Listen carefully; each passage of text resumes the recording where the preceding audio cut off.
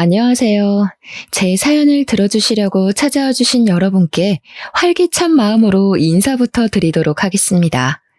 저는 지금 막장 같은 인생을 청산하고 새 출발을 하기 위해 마음을 다잡고 사는 아직 40이 되지 않은 신세대 여성입니다. 제가 제 입으로 저를 소개하려고 하니까 어떤 수식어를 붙여야지만 제 성격에 대한 이해가 빠르게 이루어질지 고민이 많았는데 결국은 진부한 말로 시작하게 되네요. 여러분들은 살면서 얼마만큼의 인내심을 가지고 버티십니까?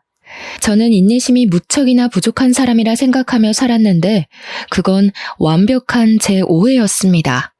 이런 일을 셀 수 없이 겪어놓고도 사람을 고쳤을 수 있다고 생각하며 제 스스로 마음의 병을 키우며 살았던 과거를 생각하면 저는 인내심이 대단한 사람이었습니다.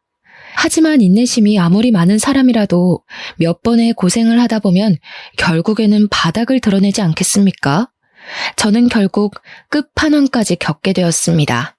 사람이 한번 호구로 보이면 밑도 끝도 없이 남들에게 우습게 보인다는 말이 어떤 뜻인지 절절하게 겪고 나서야 그 말이 이 말이구나 하게 되었습니다.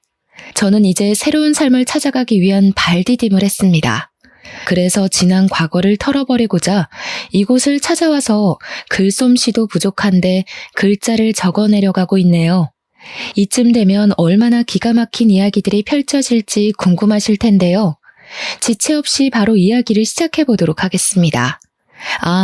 이야기를 들으면서 모질이 같은 우리 남편 욕 실컷 해주시고 여러분들의 가슴 속에 있는 응어리도 한번 풀어보셨으면 좋겠습니다. 저희 남편은 수식어가 많이 필요하지 않은 단조로운 사람에 가깝습니다. 아니, 우리 남편을 한마디로 표현할 수 있는 단어가 세상에 존재하기 때문에 그럴 수도 있겠습니다. 우리 남편은 정말 어마어마한 호구 중의 호구, 왕호구입니다. 솔직히 연애를 하던 시절에도 우리 남편은 호구였습니다만 저는 그 허물을 장점으로 생각했습니다. 아니, 그때는 그냥 몰랐던 거죠. 호구가 얼마나 큰 단점인지에 대해 전혀 몰랐기에 남편이 그저 순수한 사람이라고만 생각해서 사랑하게 되었고 연애를 하게 되었습니다. 그때 그 시절로 돌아갈 수 있다면 옆에서 정말 말려주고 싶네요. 호구는 절대 만나면 안 된다고. 제 속이 문드러져서 썩을 거라고 말입니다. 제 남편은 말입니다. 그냥 거절이라는 것을 잘 못하고 바보 같고 남들에게 뒤통수나 맞는 그런 모자란 사람이었던 것이었습니다. 회사에서도 혼자 모든 잡일을 떠안아서 야근을 하는 그런 멍청이요. 왜 그런 짓을 하냐고요? 거절을 못하니까. 남들이 부탁하면 예 알겠습니다 해서 그런 거예요.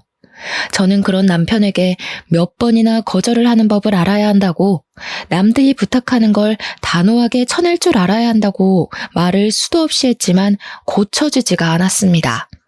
보통은 이러면 도망을 가거나 이별을 고할지 모르겠지만 저는 제 자신을 너무나도 자만하고 말았습니다.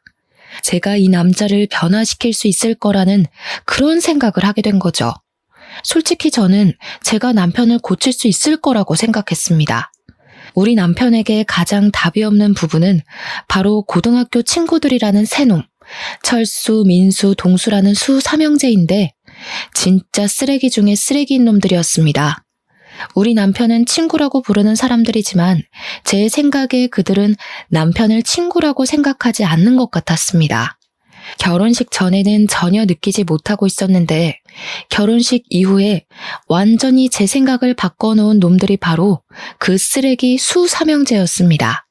결혼식 당일에 축의금을 셋이서 각각도 아니고 합쳐서 10만 원을 내고서는 자기들 여자친구까지 알뜰하게 불러서 뷔페를 박살내고 간 걸 시작으로 말입니다. 결혼 이후에 저희 신혼집을 매일같이 찾아와서 술을 달라고 하질 않나, 밥을 달라고 하질 않나, 근처에 볼 일이 있는데 시간이 남는다고 집에 와서 낮잠을 자질 않나. 정말 제가 이 사람들은 뭐지? 소리가 절로 나올 정도로 저희 집에 찾아와서 민폐란 민폐는 전부 다 끼치고 가는 놈들이었습니다. 시간과 장소를 가리지 않고 대문을 두들겨대는데 자다가도 벌떡 일어났던 적이 한두 번이 아니었습니다. 한 번은 저희 남편이 야밤에 나간다고 하길래 어디를 가는 거냐고 물어보니까 수삼형제 중에 민수라는 놈이 술을 마셨는데 술값이 없다면서 남편을 불렀다는 겁니다.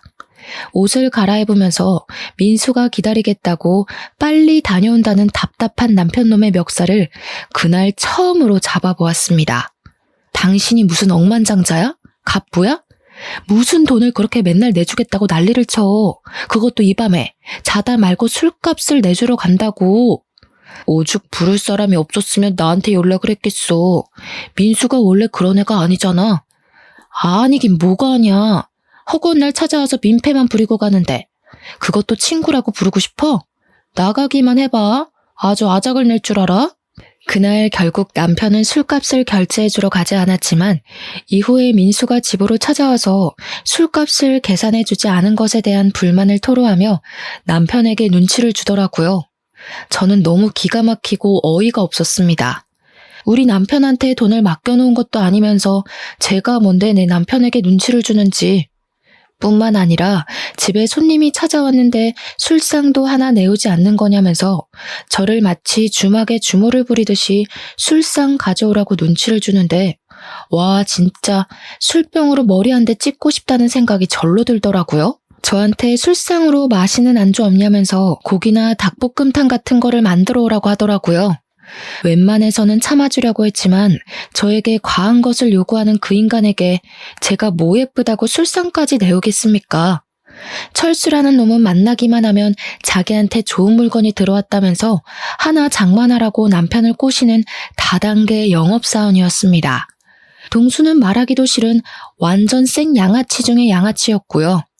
오갈 곳이 없다면서 갑자기 우리 집에 찾아와서는 하루만 자고 가겠다는데 남편은 이부자리 펴주더라고요.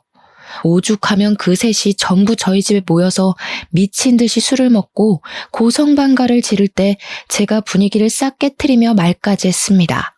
도대체 학창시절에 뭘 배우셨길래 이 시간까지 남의 집에서 이런 추태를 부리는지 모르겠네요. 동네에서 신고하겠어요, 시끄럽다고. 미안하지만 오늘은 다들 돌아가시고 다음부터 저희 집에서 이렇게 다짜고짜 모이는 일은 없었으면 좋겠습니다. 남편을 째려보면서 이야기를 하니까 남편이 머쓱하게 웃으면서 저를 말리는 게 아니겠습니까? 어쩌다가 학창시절 이야기도 하고 분위기도 좋으니 조금만 봐달래요 글쎄. 지 마누라 분위기 안 좋은 건 눈치도 못 채는 주제에 어찌나 말이 많은지. 남편이 친구들의 편을 들자 수삼형제가 기고만장해져가지고 저한테 한 소리 하더라고요. 죄수씨 정색하니까 정말 무서워. 쫄았네 나. 우리 적당히 놀다가 다 치우고 갈게요. 치우기는 개뿔. 처음에는 남편 생각해서 제가 조금만 불편함을 감수하면 되겠지 하고 생각했는데 이건 뭐 감수할 정도가 아니었습니다. 남편의 호구 같은 모습을 고치는 것은 둘째치고 수삼형제가 더 이상 우리 집에 찾아오는 일이 없었으면 좋겠다는 생각만 굴뚝 같았습니다. 이 모든 걸 다 당하면서 참고 사는 인간은 당신밖에 없을 거야. 그 인간들을 정리하든 아니면 이참에 나를 정리하든 둘 중에 하나만 선택해. 그래도 친구들인데 어떻게 오지 말라고 그래. 그냥 우리가 조금 불편한 걸 감수해내면 정신 나갔어? 그럼 그냥 나랑 끝을 내던가 아니면 저 인간들을 내 눈앞에서 사라지게 하던가. 우리 결혼한 지도 얼마 되지도 않았으니까 지금 끝내는 건 아무 문제도 없을 거야. 딱 정해. 어떻게 할래? 제가 진지하게 갈라선다는 말까지 뱉어내자 남편은 화들짝 놀라면서 앞으로 수삼형제를 집안에 들이지 않겠다고 저와 약속을 하게 되었습니다. 그 말이 제대로 먹힌 건지 뭔지 그래도 꼴에 친구랍시고 이혼하는 건 맞고 싶었는지 그 뒤로 수삼형제가 집에 방문하는 일은 사라지게 되었습니다. 뭐 밖에서 만나서 노는 거야 그냥 그러려니 하고 지낼 수 있었죠. 집에 오지 않는 것만으로도 살 것 같다는 느낌을 받게 되었거든요. 그런데 밖에서 만나니까 또 다른 문제들이 하나둘 눈에 보이기 시작하더라고요. 남편의 카드값이 심상치 않게 나오는 것이 아니겠습니까? 한 번 호구는 영원한 호구라고 했던가요? 딱 보아하니까 술값을 모조리 남편이 계산하고 있는 것 같았습니다. 도대체 그 나이를 먹도록 변변찮은 인간들을 뭐가 좋다고 만나는 건지 저는 남편이 정말 그 친구들을 믿고 의지하는 건지 아니면 억지로 만나는 건지 헷갈리기까지 했습니다. 카드값이 제가 허용할 수 있는 기준치를 벗어나게 되자 저는 답답한 마음에 남편에게 수삼형제의 흉을 보기 시작했습니다. 네 친구들은 돈이 없냐? 맨날 당신이 술값 계산하는 것 같은데 그게 맞아? 그러니 남편이 진짜로 수삼형제가 돈이 없다고 우물쭈물하면서 말을 하더라고요. 그런데 저희 아버지께서 공장을 하나 운영을 하고 계셨거든요. 남편이 저에게 은근슬쩍 친한 척을 하면서 동수놈이 취직이 안 된다고 저희 아버지 공장에 취직을 좀 시켜주면 안 되냐는 식으로 물어보더라고요. 저희 아버지 공장이 전문성을 띠고 있는 업종이기도 하고 자격증이 있어야지만 일을 할 수 있는 곳이기도 하고요. 그리고 청렴결백으로 운영을 해오신 분이세요. 저희 친정아버지야말로 존경받는 기업인으로 추대받아 마땅한 분이신데 그런 아버지께 취업 청탁을 그것도 할 줄 아는 게 없는 동수놈을 말입니다. 저는 남편을 아주 하찮게 바라보면서 우리 아버지 공장은 그렇게 청탁을 해서 들어올 수 있는 곳이 아니라고 딱 잘라서 거절을 했습니다. 어떡하지? 이미 말을 해본다고 했는데. 장인어른 공장이라서 취업 걱정 안 해도 된다고 큰 소리 떵떵 쳤는데. 장인어른한테 부탁 딱 한 번만 드려보면 안 되냐? 그래도 내 친구인데 해주시지 않을까? 우리 아빠 공장인데 왜 당신이 큰 소리를 떵떵 쳐서 이사다를 만들어? 절대 안 되니까 그런 줄 알아. 그 뒤로 동수놈은 우리 집에 일부러 찾아와서 저 보라는 듯이 남편에게 눈치를 주는 말을 서슴지 않게 뱉더라고요. 제가 공장 취업은 절대 안 된다고 못을 박은 이야기를 동수놈에게 전달을 한 건지 뭔지 눈에 훤히 보이는 수틀림에 어이가 없어서 웃음까지 나오더라고요. 동수놈은 제가 아무런 반응이 없자 일부러 더 남편에게 비꼬아대면서 이야기를 하기 시작했습니다. 내가 말이야, 너도 알다시피 공부는 못했어도 일은 되게 잘하는 편인데 단순 노동 같은 거 말이야. 감시 같은 것도 잘하고 사실 공장 같은 데서 하는 일이라고 해봐야 단순 노동 정도 아닌가? 요즘은 뭐 로봇도 다 한다며. 그러자 옆에서 철수와 민수까지도 맞장구를 쳐주면서 은근슬쩍 저희 친정아버지 공장 이야기를 꺼내면서 제 눈치를 살펴보는 게 아니겠습니까? 그러고 보니까 제주시내 친정이 무슨 공장한다고 그러지 않았었나? 네, 맞아요. 저희 친정아버지께서 공장 운영하시죠. 근데 요즘 일하겠다는 경력자들이 한둘이 아니더라고요. 아버지께서도 인력이 넘쳐서 곤란하다고 하시는데, 제가 우리 공장에서 일을 할 수 없다는 뉘앙스를 팍팍 풍긴 이유로 남편은 저에게 엄청나게 서운하다는 식으로 그때 이야기를 꺼냈습니다. 본인이 정말 고등학교 시절부터 친하게 지내고 믿고 의지하는 친구인데도 불구하고 아무런 도움을 줄 수 없다는 게 분하다고 말입니다. 절친이 힘들 때일수록 도와주고 해야 하는 거 아니냐고, 그래야 나중에 자기도 뭐 도움을 받을 수 있는 거야 하면서 구시렁거리는데 참새가 짹짹대는 줄 알았습니다. 제가 그냥 별다른 말하는 것도 우스워질 것 같아서 아무 소리 하지 않고 일관되게 남편을 무시하고 있었는데 남편은 계속 멈추지 않았습니다. 아니, 무슨 불만은 자기 혼자만 가지고 있겠습니까? 당연히 저도 불만이 넘치니까 남편을 붙잡고 결국에는 화를 냈습니다. 도대체 고등학교 친구들이라고 하던데 친구가 맞긴 맞아? 맨날 당신이 술값 내고 도와주고 하는 걸 보면 괴롭힘을 당하는 것처럼 보이지 친구 같아 보이지 않아. 당신 혼자만 친구라고 생각하는 거 아니냐고. 그랬더니 콧김을 뿜어대면서 지금 자기와 친구들을 무시한 거라면서 저에게 본인은 작은 방에서 자겠다고 안방에서 같이 자는 걸 거부하기 시작했습니다. 저는 각방 선언을 하는 남편에게 어이가 없어서 그래, 그럼 그냥 각방 쓰자 하고 선언을 했습니다. 각방을 쓰게 된 지 6개월이 지나자 남편과 제 사이에서의 대화는 점점 사라지게 되었고 시댁에서는 저에게 왜 아이가 들어서지 않는지에 대해 궁금해하기 시작했습니다. 제가 굳이 남편이 각방을 쓰자고 한 것에 대해 변명을 해주고 숨겨야 할 필요가 있겠습니까? 그냥 시모에게 말을 해버렸습니다. 남편이 각방을 쓰자고 해서 지금 따로 자고 있다고 하니까 남편이 화들짝 놀라면서 저를 있는 힘껏 째려보는 게 아니겠습니까? 도대체 자기가 그렇게 째려보면 뭐 어쩐다고 무섭기라도 할 줄 알고 그러는 건지. 각방을 쓴다니 그게 무슨 말이야? 너네 싸웠니? 저는 이때다 싶어서 그동안 남편이 호구짓을 하고 다닌 것과 저에게 동수의 공장 취업 청탁을 한 짓에 대해 낱낱이 고했습니다. 그랬더니 시모가 갑자기 남편의 등짝을 사정없이 때리면서 곡소리를 내는 것이 아니겠습니까? 너 아직도 그 날라리 놈들한테 꼼짝도 못하고 그러고 살고 있는 거야? 부탁할 게 따로 있지 취업 청탁을 부탁하고 그래. 걔네가 너 고등학교 때 얼마나 괴롭혔니 너를. 내가 속이 상해서 아이고 우리 며느리 볼 낯이 안 선다 내가. 그러면서 시모가 제 손을 잡고 남편이 고등학교 때 그 수삼형제에게 얼마나 당하고 살았었는지에 대해 하나하나 말을 해주시는 게 아니겠습니까? 남편이 쪽이 팔린 건지 시모에게 그만하라고 소리를 치는데 저는 사건의 모든 것이 궁금해서 시모에게 계속 이야기를 해달라고 했고 상상을 초월하는 이야기를 전해 들었습니다. 그러니까 소위 요즘 말하는 학교 폭력에 관한 이야기들처럼 남편이 수삼형제에게 고등학교를 다니는 내내 괴롭힘을 당하면서 살았다는 것이었습니다. 성인이 된 이후에 우연히 만나게 되었는데 남편한테 잘해주니까 남편이 또 홀라당 넘어가서는 그놈들이랑 어울려 지낸다는 겁니다.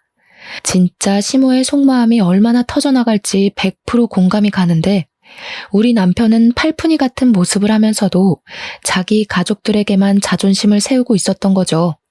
사람이 허세가 있는 건 좋은 것이 아니지만 너무 없는 것도 사실 별로지 않겠습니까? 저는 남편에게 정이 팍팍 떨어지고 있었습니다. 시모는 제 손을 잡으면서 아무리 그래도 이미 결혼을 한 사이고 가족이니까 허물을 덮을 줄도 알아야 한다며 결국에는 남편의 편을 들어주더라고요. 각방 쓰는 걸 멈추고 부부 사이가 좋아지려면 아이를 하루빨리 가지는 것도 방법이라고 하면서 저를 설득하기 시작했습니다. 하지만 이미 저희 부부 두 사람 사이에는 돌이킬 수 없는 골이 존재하고 있었는데 그렇게 쉽게 모든 것이 해결되겠습니까? 그러던 남편이 어느 날 갑자기 저와 상의도 없이 갑자기 직장을 이직하겠다는 허튼 소리를 짓거리더라고요. 제가 어이가 없어서 남편에게 그게 무슨 말도 안 되는 소리냐, 지금 다니는 직장이 탄탄한데 굳이 다른 직장으로 이직을 해야 할 이유가 있냐고 말렸습니다. 그랬더니 이직을 하려는 회사가 미래 전망이 좋은 회사고 자기에게 승진도 보장이 되어 있다고 말을 하는 게 아니겠습니까? 세상에 어느 회사가 승진을 보장해준다는 건지 말이 안 된다고 생각해서 지금 다니는 회사나 잘 다니라고 했더니 자기가 하고 싶은 대로 하면서 살고 싶다는 겁니다. 아니, 제 맘대로 살고 싶으면 도대체 저랑 왜 결혼을 했는지, 저는 남편과 결국 서로를 가족이라고 생각을 하는 게 맞냐면서 대판 싸우기 시작했습니다. 제 말에 딱히 반박도 못하고 씩씩거리던 남편은 본때를 보여주겠다더니 정말 회사를 그만두고 이직을 해버렸습니다. 말도 안 되는 화장품 회사로 말입니다. 우리 남편은 스킨 로션도 구별을 못하는 사람인데 무슨 화장품 회사를 다닌다는 말입니까?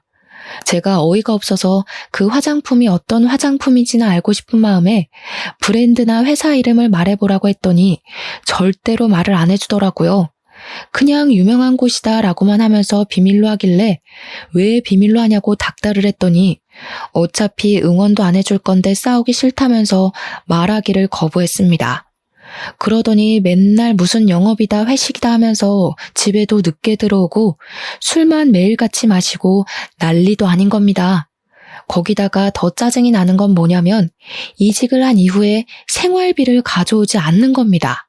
저희가 맞벌이 부부이다 보니까 생활비를 반반씩 각출해서 내고 있는데 자꾸 이번 달에 돈이 없네, 월급이 줄었네 하면서 돈을 덜 내거나 아예 안 가져오는 겁니다.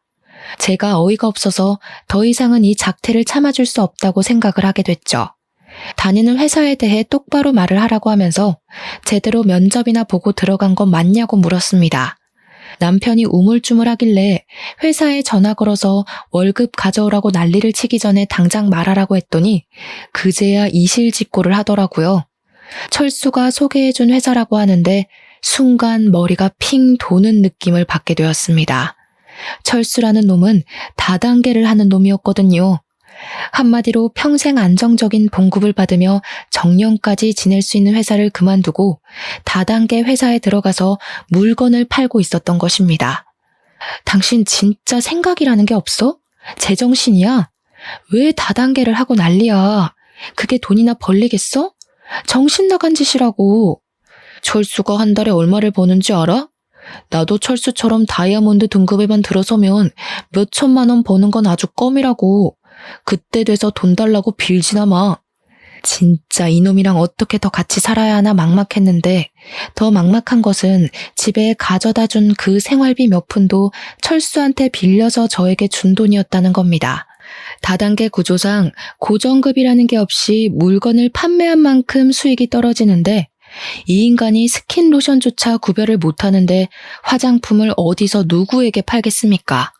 그러니까 철수한테 어쩔 수 없이 돈을 빌려서 저에게 생활비를 주고 있었던 것입니다. 철수가 저에게 돈 갚으라고 하면서 연락이와 모든 것을 알게 된 것입니다. 저는 그런 철수에게 엄청나게 따져 물었죠.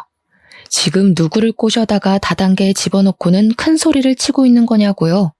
당연히 여기서 끝이었다면 참으로 좋았을 텐데 우리 남편은 친정에 연락을 해서 친정 부모님을 비롯해 저희 친척들에게까지 화장품을 팔아치웠더라고요. 그렇게 푼돈을 벌어서 대부분은 남편 상위자로 있는 철수에게 이익이 다 들어가고 그러면 철수는 인심 쓰듯 남편에게 돈을 빌려주고 저에게 갚으라고 한 거고요. 계속 메비우스의 띠처럼 돌아가고 있었던 것입니다. 당연히 저는 이혼을 해야겠다고 결심까지 하게 되었습니다. 상품이 구려도 엄청 구린 건지 우리 부모님부터 친척들까지 이 상품을 못 쓰겠다고 환불을 해달라는 지경까지 가더라고요. 남편은 뻔뻔하게 해결할 생각도 없는지 개봉해서 환불이 안 된다는 말만 하고 있었습니다. 저한테 제 친구들은 화장품 많이 쓰지 않냐고 친구들 소개 좀 시켜달라는 소리까지 해대는데 정이 떨어지니까 아주 꼴도 보기 싫어지더라고요. 결국 물건을 제대로 팔지도 못하고 빚만 잔뜩 떠안게 된 남편은 3개월 만에 다단계를 때려치우고 완벽한 백수로 돌아오게 되었습니다. 차라리 집에서 허튼 짓 안 하고 직장이나 알아보는 게 낫겠다 싶을 정도였죠. 그런데 이 남편놈이 이번에는 무슨 자격증을 따고 싶다면서 공부를 하겠다는 게 아니겠습니까? 요즘은 자격증 시대라면서 잘하는 게 있어야 취직도 잘하고 돈도 많이 벌 수 있는 거라고 공부를 하겠다는데 웬일로 바른 말을 하나 싶었습니다. 그래서 공부 한번 해봐라 했더니 남편이 스터디 그룹을 알아봤다며 거기에서 같이 공부를 하면서 정보도 얻고 취업까지 해보겠다고 다짐을 했습니다.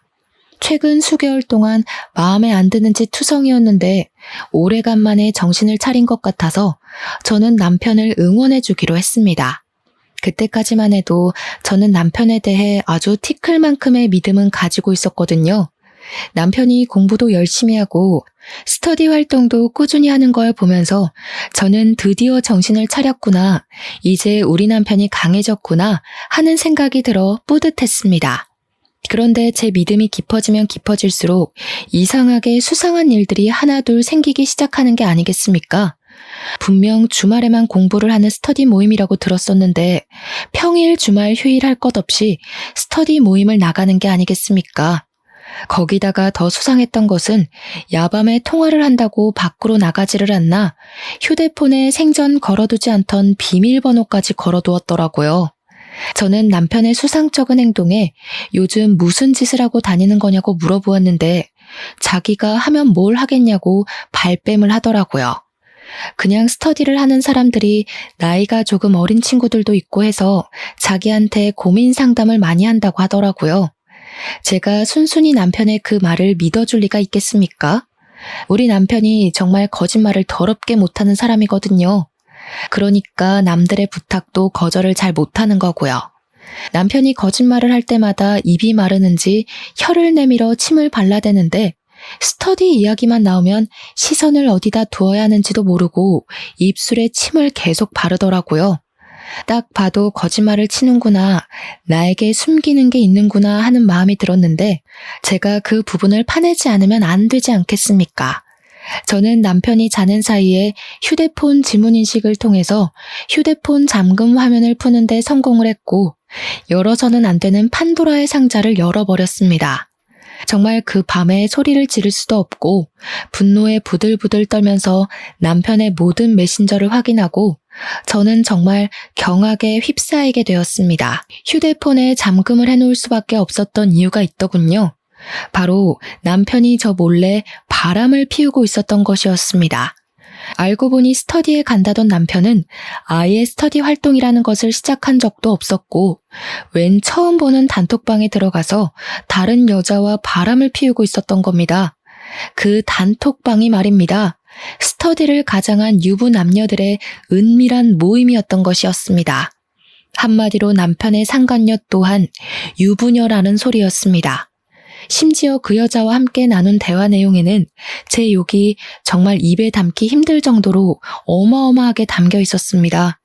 우리 남편이 평소에 저를 이렇게 생각하는 것도 충격적이고 불륜녀에게 환심을 사고 싶어서 저를 팔아치운 것을 알게 되니 기분이 나락으로 가더라고요. 집에는 바가지를 박박 긁어대는 여팻내가 있어서 살기 힘들다. 여팻내의 친정 또한 기가 세서 내가 놀리고 산다면서 제 욕에 우리 부모님 욕까지 들어있는데 글쎄 저희 아버지 욕은 정말 너무 심해서 참아주기가 힘들 정도였습니다. 저희 아버지가 운영하시는 공장이 거품이 가득 끼어있다부터 시작해서 친인척들은 다 뒤로 해먹고 있을 거다. 장인어른도 깨끗한 사람은 아니다 하면서요. 한평생 뒷돈 한번 받지 않고 청렴결백하게 공장을 운영하신 우리 아버지를 모욕하는 말을 보았을 때 저는 정말 눈꺼풀이 파르르 떨렸습니다. 너무 화가 나서 눈물이 나올 것 같은 기분이 뭔지 아십니까? 남편이 뒤척거림도 없이 쌕쌕거리면서 자고 있는데 정말 휴대폰으로 머리를 찍어버리고 싶었습니다. 남편이 평소에 저와 저희 친정에 대해 이렇게 생각하고 있었다는 걸 알게 되자 피가 차갑게 식었습니다. 더 웃긴 게 상간녀에게는 돈 많은 척 연기를 하고 있었더라고요. 집에 생활비 한 푼 가져오지 못하는 백수 주제의 말입니다. 심지어 상간녀한테는 자기가 한 달에 1,000만 원씩 저에게 생활비를 주고 있는데도 제가 돈 더 가져오라고 바가지를 긁는다면서 허세 가득한 문자를 보냈더군요. 한 달에 1,000만 원씩 가져다 주기만 하면 바가지는 무슨, 바람을 피워도 그냥 모른 척 지냈을 텐데 백수 주제에 이게 무슨 개소린지. 상간녀도 그 실제 하지도 않는 돈이 필요한 건지 그런 와이프가 있으면 얼마나 스트레스를 받겠냐면서 위로해주는 척 사장 한번 꼬셔서 인생 펴보려는 여우년이었습니다. 정말 그 상간녀도 끼리끼리라는 게 드러나는 부분이지 않겠습니까? 남편이 무슨 사장은커녕 아무것도 아닌 놈인데 그런 줄 믿고만 있다는 게 말입니다. 상간녀의 머리도 대단한 멍청이라는 게 증명되는 부분이었습니다. 저는 갱생이 불가능한 남편을 버리기로 결심했고 그날 남편의 휴대폰에서 보았던 모든 내용을 증거로 수집하기 시작했습니다. 휴대폰을 보다가 알게 된 사실이 하나 있었는데 그 유부 남녀의 모임에 남편을 초대한 사람이 다름 아닌 바로 동수였다는 것을 말입니다. 제 남편이 하다하다 친구의 추천으로 불륜까지 저지를 거라고는 상상도 못했는데 제대로 제가 뒤통수 맞은 거죠. 저는 이놈을 더 이상 봐주지 않고 제대로 참교육을 하기로 결심을 했습니다. 저는 다음날 스터디에 간다고 저의 눈을 바라보지도 않은 채 신이 나서 나가는 남편에게 쪽을 주겠다는 결심을 하고 계획대로 실행에 옮겼습니다. 저희 동네에 꽤 유명한 수제 케이크 집이 있었는데 거기서 미리 준비해서 맞춘 불륜 축하 메시지를 적은 케이크를 받아왔습니다. 솜씨가 좋아서 유명한 가게였는데 인기가 많을만 하더라고요. 제가 남편과 상간녀의 사진을 주고 얼굴을 케이크에 박아달라고 부탁을 드렸거든요. 정말 무슨 프린트를 해놓은 것처럼 남편과 상간녀의 얼굴이 케이크 전면에 붙어 있는데 케이크 사장님께서 저에게 혹시 복수에 성공하면 이 케이크를 SNS에 올려도 되냐고 물어보셨습니다. 수제 케이크집 사장님 SNS 친구가 10,000명이 넘는다고 하길래 저는 냉큼 좋다고 말씀을 드렸죠. 이런 주문은 처음이긴 하지만 제 복수를 응원한다고 말해주시는 사장님 덕분에 기분 좋게 남편에게 어디냐고 연락을 보냈습니다. 남편은 당당하게 지금 스터디를 하고 있는 중이라면서 저에게 사진을 한 장 전송해 주더라고요. 한 10명 정도 되는 남녀들이 단체로 수업을 받고 있는 사진이었는데 저는 이미 이 모임이 어떤 모임인지 진실을 알고 있는 사람이 아니겠습니까? 이 더러운 남녀들이 전부 불륜관계에 있는 사람들이라고 생각하니 헛구역질이 나올 것만 같았지만 저는 태연하게 공부 열심히 하라고 답장을 보냈습니다. 스터디를 가장한 불륜 모임이라 스터디하는 척 연기를 하는 사진임이 틀림없었지만 저는 기꺼이 속아주기로 결심을 했죠. 남편이 안심을 하고 있을 때 제대로 뒤통수를 쳐야 저도 확실한 복수가 되지 않겠습니까? 어차피 저는 전날 이미 남편의 휴대폰을 뒤져서 남편이 어디에서 저 모임을 하고 있는지 장소와 시간까지 전부 알아두었기에 거침없이 남편을 찾으러 갔습니다. 솔직히 저도 심장이 두근두근하긴 했지만 이게 두려움에서 나오는 심장박동인지 아니면 복수를 하기 전 흥분해서 두근거리는 건지 알 수가 없었습니다. 정확한 것은 저의 목표는 오로지 남편에게 쪽을 주고 완벽하게 갈라서는 것. 그것 말고는 아무것도 눈에 보이지 않았습니다. 저는 소중하게 케이크를 들고 남편이 공부를 하고 있다고 위장한 그 스터디 장소로 찾아갔습니다. 구석진 자리에 불륜 남녀들이 한데 모여 하하호호 하면서 떠들고 있는데 얼굴이 경직된 상태로 성큼성큼 다가가니 남편이 저를 보고 동공지진이 일어나더라고요. 일어나지도 못하고 앉아있지도 못한 상태로 저를 보면서 어쩔 줄 모르는 모습을 보는데 와, 이것마저도 이렇게 정떨어지게 찌질할 수 있나 싶었습니다. 제가 여기까지 찾아온 게 어찌된 영문인지도 모르는 남편이 엄청 당황해하는데 저는 그 불륜 모임 사람들에게 태연하게 인사를 하고선 말했습니다. 제가 저기 앉아있는 저 새끼 와이프예요. 아, 그쪽이 제 남편 상간녀죠? 저는 남편 옆에 찰싹 붙어서 저를 썩은 동태 눈깔로 바라보고 있는 그 여자를 향해서 케이크를 꺼내어 보여주었습니다. 당당하게 축 불륜 모임이라고 글자까지 적혀있고 본인들의 얼굴이 박혀있는 케이크를 보더니 남편도 상간녀도 엄청나게 당황해하는 게 아니겠습니까? 저는 이렇게 쫄려할 거면서 왜 불륜을 저지르고 다니는 건지 이해가 가질 않았지만 오히려 상대방이 반응을 해주니까 저는 차분해지더라고요. 거기 모여있는 사람들이 아무 소리도 하지 못하고 저만 바라보고 있길래 일부러 여유 있는 척 웃으면서 케이크를 한 조각씩 드시라고 했습니다. 일부러 제가 커팅을 하는데 불륜 남녀의 영원한 사랑을 기원한다는 글자와 남편과 상간녀의 얼굴을 칼로 조각조각 내서 주었습니다. 아마 자기 얼굴이 난도질 당하는 걸 눈앞에서 목격했으니 기분이 꽤 나빴을 거라고 생각합니다. 그러자 불륜녀가 난도질이 된 자신의 얼굴과 케이크를 보면서 저에게 소리를 치더라고요. 야! 이게 무슨 짓이야? 당신이 여길 어떻게 알고 나타나서 일단 집에 가자. 집에 가서 이야기하자 우리. 다 오해야. 내가 설명할게. 오해? 와, 바람 피우는 상간녀 속상하게 너희들 사이가 오해라고 말을 하는 거야? 아니, 그게 아니라 여기서 이게 뭐 하는 짓이야? 뭐 하는 짓? 지금 내가 너한테 묻고 싶은 말이 그거야. 너는 지금 뭐 하는 짓이야? 공부? 자격증? 진짜 까고 있네. 여기서 이 어린 년이랑 바람 피우는 게 너한테는 공부냐? 쪽팔린 줄 알아. 그 나이 처먹고 돈도 없어서 빌빌거리는 주제에 누가 누구랑 불륜을 저지르고 있는 건데? 그러고는 너무 열이 받아서 얼굴을 조각조각 낸 케이크를 냅다 남편의 얼굴에 던져버렸습니다. 제가 워낙 불륜이라는 말을 큰 소리로 뱉기도 했고 케이크까지 던지니까 카페에 있던 사람들이 순식간에 조용해지고 다들 제가 있는 테이블을 바라보고 있었습니다. 거기 있던 사람들이 전부 불륜 모임이라고 하지 않았겠습니까? 혹시라도 사진이라도 찍힐까봐 다들 얼굴을 은근슬쩍 가리는데 참 찌질하더라고요. 순간 상간녀가 황급히 자리를 박차고 나가려는데 제가 순순히 곱게 보내주면 성을 갈아야 하지 않겠습니까? 바로 머리끄덩이를 잡아챘습니다. 여기 있는 놈들 다 유부녀 유부남인 거 내가 모를 줄 알아? 야, 너도 유부녀잖아. 너네 남편 어디 있어? 네 남편도 너 이 짓거리 하는 거 알아? 이 남자가 네 인생 책임져 줄 것 같지? 이 사람이 사장인 척 여자 꼬시고 있던데 이 남자 돈 한 푼도 없는 알거지야. 너한테 월 수입도 거짓말한 거라고 이 멍청한 년아. 이 남자가 그렇게 가지고 싶으면 가져. 제발 내 옆에서 데려가 달라고. 무슨 소리예요? 매달 1,000만 원씩 생활비 받고 있다면서. 1,000만 원? 지나가던 개가 웃겠다.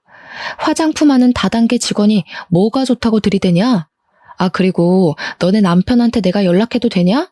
둘이 정정당당하게 결혼하면 되잖아. 너무 잘 맞는데? 한 명은 남자 등쳐먹는 성형 중독녀애, 한 명은 화장품 다단계 직원. 둘이 너무 잘 어울린다. 둘이 꼭 결혼까지 했으면 좋겠네. 분에 이기지 못하고 머리끄덩이를 잡고 이리저리 휘두르고 있는데 이게 얼마나 재미난 구경거리겠습니까? 카페에 있던 손님이고 아르바이트생이고 할 거 없이 하나둘 휴대폰을 꺼내더라고요. 사람들이 조용히 촬영을 하는 걸 보자마자 차라리 잘 됐다 싶었죠. 저야 초범이니 벌금을 맞아봐야 얼마 안 나올 거고 이 영상은 영원히 인터넷에 박제가 될 테니까요. 머리끄덩이를 잡혀 흔들리는 와중에도 사람들에게 얼굴을 가리면서 영상 찍지 말라고, 사진 찍지 말라고 소리를 치고 있더라고요. 남편도 불륜녀를 감싸느라 사람들에게 사진 찍지 말라고 소리를 치고 있는데 설마 사람들 휴대폰만 카메라겠습니까? 버젓이 CCTV도 존재하고 있는데요. 저는 일부러 더 큰 소리로 구경꾼들에게 소리를 쳤습니다. 여기 앉아있는 모든 사람들이 다 불륜녀 불륜남이에요. 다들 촬영해서 멀리 퍼뜨려주세요. 그 말이 끝나기 무섭게 고개를 숙이고 가만히 앉아있던 사람들이 화들짝 놀라면서 자리를 뜨기 시작했습니다. 다들 머리카락으로 얼굴을 가리고 손으로 얼굴을 가리면서 도망을 치는데 엄청나게 우습더라고요. 그날 남편을 데리고 집으로 돌아왔는데 이 미친놈이 정신을 못 차린 건지 저에게 씩씩거리면서 어떻게 이런 쪽팔림을 줄 수 있냐고 하더라고요. 저는 생크림이 그대로 묻어있는 남편의 뺨을 2번이나 세게 때리고는 지금 누가 누구한테 쪽팔림을 준 건지 아냐고 따져 물었습니다. 나 너처럼 드세고 귀여운 맛이 없는 여자랑은 더 이상 못 살겠어. 지금 누가 누구한테 할 소리를 해. 나도 너랑 살고 싶은 줄 아니? 이혼해. 남편이 그 길로 짐을 싸서 시댁으로 갔는데 시모가 저를 시댁으로 부르는 것이 아니겠습니까? 제가 뭐 피할 이유가 있나요? 시댁에 갔더니 남편을 왜 쫓아냈냐고, 무슨 일이냐고 걱정스럽게 물어보시는데 보아하니 자기가 지은 죄가 있어서 말을 못한 것 같더라고요. 시모가 저에게 무슨 일이냐고 물어보는데 남편이 식겁을 해가지고 굳이 여기까지 왜 불렀냐고, 너는 오란다고 오냐고 화를 버럭 내더라고요. 저는 막 웃었죠. 남편이 불륜녀와 저지른 불륜의 증거들을 싹 프린트해뒀었는데 이때다 싶어서 시부모님 손에 딱 쥐어드렸습니다. 시모가 한참을 그 프린트물을 보더니 바들바들 떨면서 남편을 향해 소리를 치셨습니다. 네 놈이 드디어 정신 나갔구나. 바람을 피웠어? 아니, 그거 다 오해라니까. 엄마는 내 편 들어줘야지. 편들기는 개뿔. 아주 당당하게 만나고 있던데요. 둘이 무슨 공부하는 걸 빌미 삼아서 연애질을 하고 있더라고요. 그 모임도 공부 모임이 아니라 불륜하는 인간들끼리 만든 모임이었고요. 제가 오늘 카페에서 쪽을 줬으니까 아마 인터넷에 올라오지 않을까 싶은데 휴대폰으로 확인해 보세요. 그랬더니 시부모도 남편도 휴대폰을 열더니 이것저것 검색을 하는 게 아니겠습니까? 아, 어머님, 그리고 제가 말씀드렸죠? 그 3명이 남편 인생 망하게 만들 거라고요. 여기 불륜 모임을 누가 소개해준 줄 아세요? 동수가 초대했어요. 동수가 아주 친구 인생 제대로 망치고 싶었는지 바람 피우라고 등 떠민 거라니까요. 그러게, 제가 그 3명이랑 멀리하라고 할 때 남편 정신 차리고 영 끊으면 이런 일까진 안 일어났겠다. 그렇죠?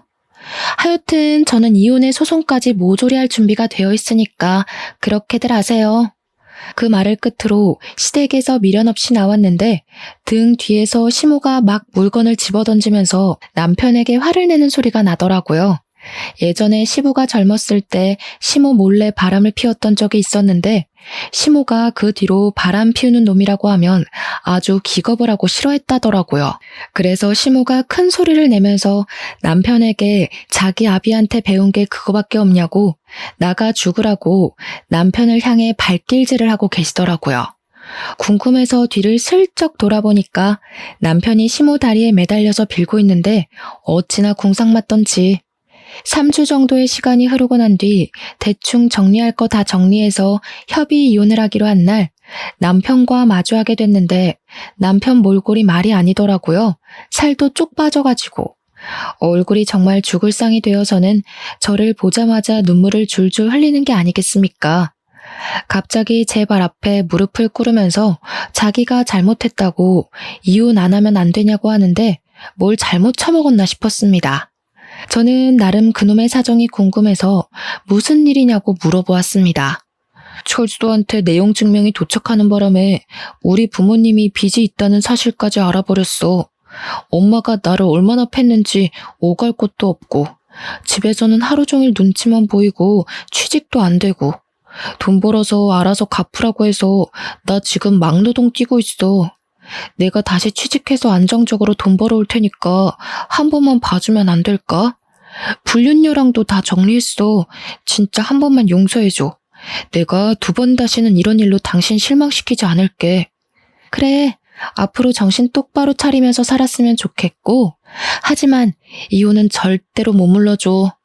법원 앞에서 엉엉 소리를 내면서 울고불고 하는데 법원을 지나가는 사람마다 남편 꼴을 보고 혀를 끌끌 차더라고요.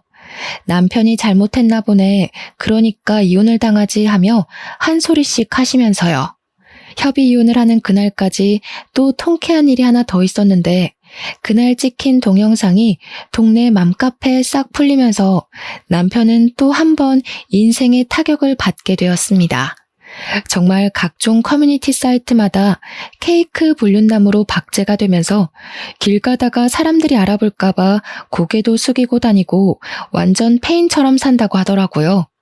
시부모는 저에게 미안하다고 장문의 메시지를 보내시곤 했지만 저는 그냥 읽고 씹어버렸습니다. 사람들은 말입니다. 자기 분수에 맞게 어울려 살아야 한다고 생각을 합니다. 그리고 친구 따라 강남 간다는 말처럼 친구도 제대로 골라서 사귀어야 하고요. 그냥 한순간의 실수로 바람만 피웠으면 저에게나 나쁜 놈이지 않겠습니까? 도대체 다단계는 왜 해가지고 이도 저도 아닌 놈이 되는지 모르겠습니다. 저는 이혼을 한 이후에 아주 행복한 솔로 라이프를 즐기면서 살고 있는 중이랍니다. 아직 제 나이가 40도 되지 않았으니까요. 이 남자 저 남자 만날 남자 하나 없겠냐 하는 마음을 먹고 편하게 살고 있는 중입니다. 전 남편이랑 살던 집 정리해서 나온 돈으로 혼자 살만한 투룸을 얻었고요.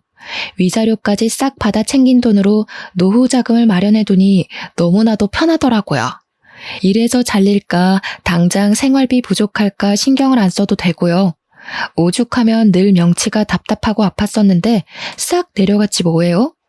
생각을 해봤는데 굳이 안 될 것 같은 놈 질질 끌고 갈 필요가 없더라고요.